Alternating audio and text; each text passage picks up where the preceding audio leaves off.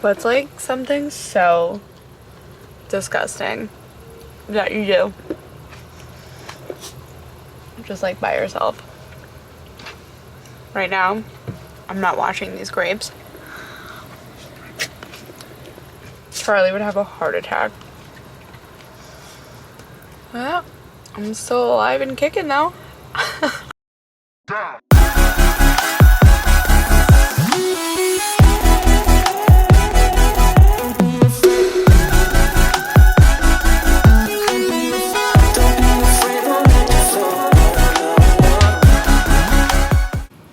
'Morning.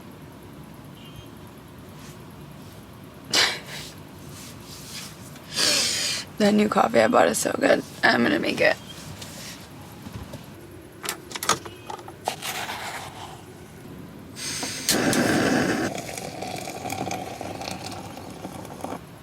Five things I've learned doing solo van life. What I like, what I don't like, things I've learned about myself. So, we'll chat throughout the day, and this is what solo van life taught me.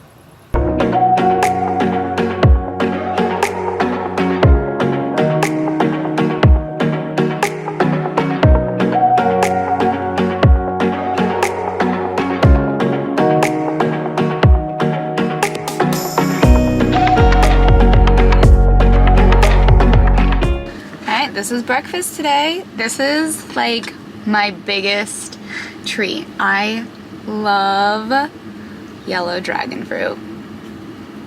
Oh my god. But they're expensive, so I don't buy them often. This one actually was $1 off, which is why I bought it. Probably my favorite fruit.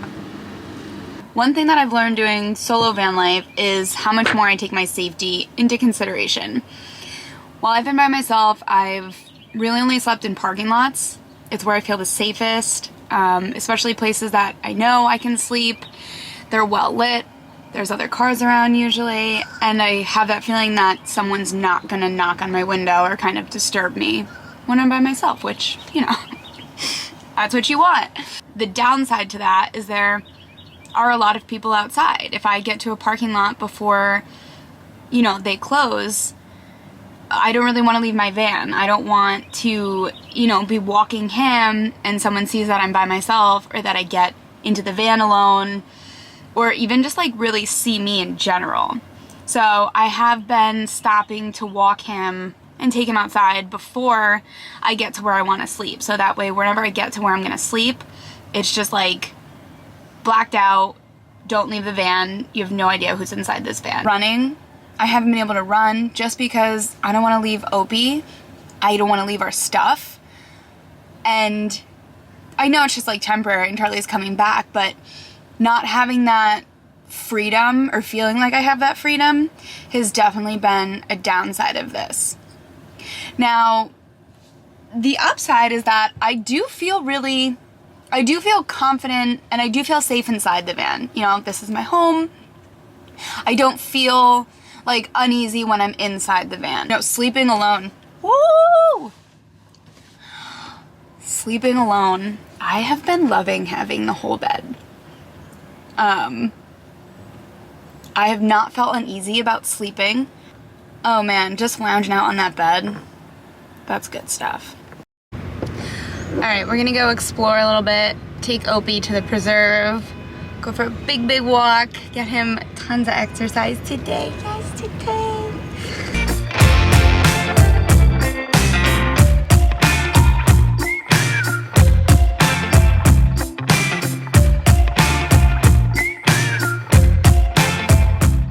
The biggest thing I've definitely learned being in the van solo is I am so capable, like so capable of doing so many things that I otherwise would not have done.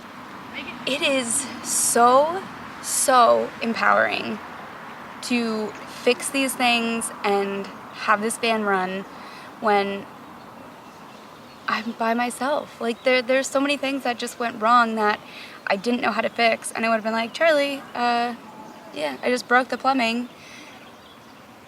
but I mean, in the time I've been by myself, the fridge temporarily stopped working, the plumbing broke twice, the fan had to be reset, the gray tank overflowed, I somehow broke the gas gauge. Well, I don't know if I broke it, but it broke. And all these things have to be dealt with, and I had to do it. And holy crap, what a feeling. What a feeling to know that that you made it work. You had to make it work. And I did. I made it work, and wow. Wow. Yeah, there's definitely a lot of things I had to learn, and one of the biggest things was, you know, filming entirely by myself, and the biggest was editing. And just the fact that I'm capable of doing all of this, everything, full-time by myself is crazy, and I'm so proud of myself. And there's this crazy thing in the van, things don't charge themselves. I have this magical charging fairy that I married where everything is fully charged all of the time. Everything with the battery is fully charged always. Always. He even charges my phone for me. So, I love you.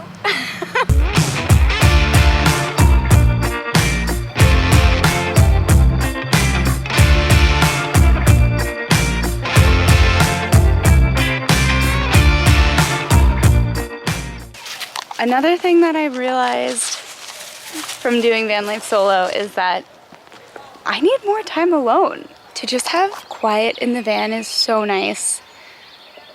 To read or to just like be with my thoughts. Being alone is definitely something that got overlooked because having a little bit of your own space in this tiny space is huge, and I had no idea how much I needed it. And I'm assuming that Charlie would feel the same if he got the opportunity to be alone in the van. It's so relaxing because you are alone. You are truly, truly alone. And yeah.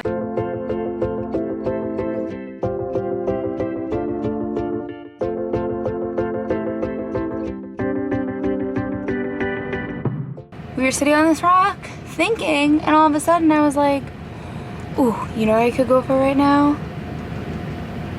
Kombucha. Also, it took a lot in me to say kombucha because Charlie's called it booch forever. But I felt like if I just came like right out and said like I wanted booch, she'd be like, what the actual fuck? What? But really cool, I found a tap room, a kombucha tap room, and they sell all things fermented. You get some kombucha and pickles, like living the dream.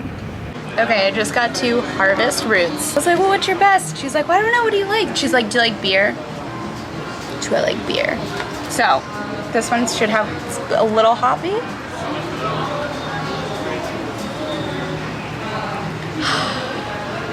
I live here now. I'm not leaving. I live here.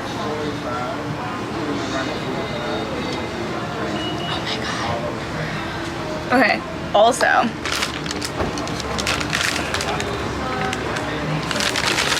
this is kimchi popcorn. They dehydrate their kimchi and then sprinkle popcorn with it.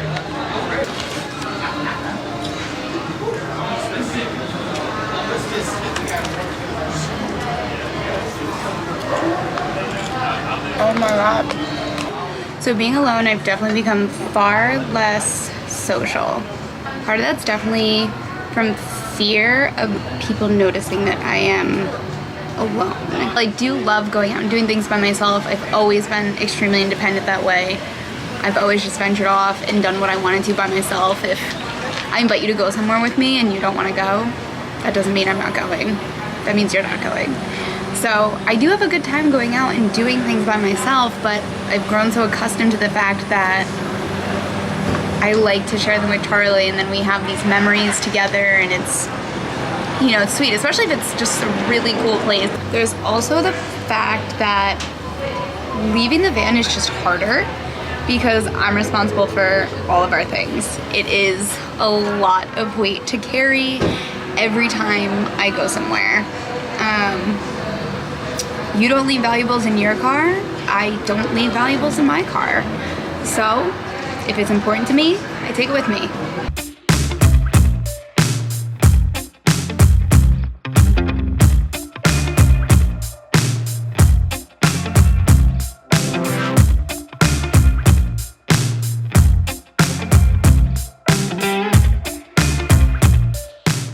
Here is my lazy dinner. This is literally a packet of shaved Brussels sprouts and half a brick of tofu. I didn't want it to go bad in the fridge.